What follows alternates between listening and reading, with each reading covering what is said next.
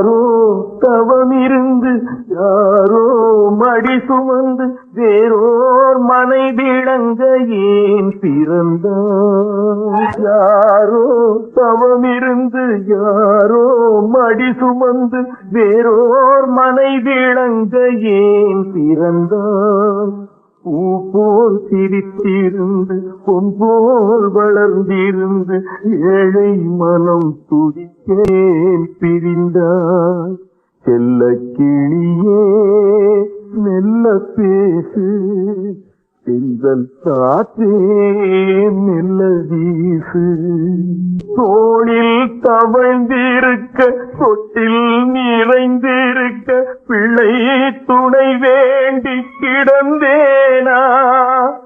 ஏதோ உறவு வரும் என்றும் உதவி வரும் என்றே எனது வழி நடந்த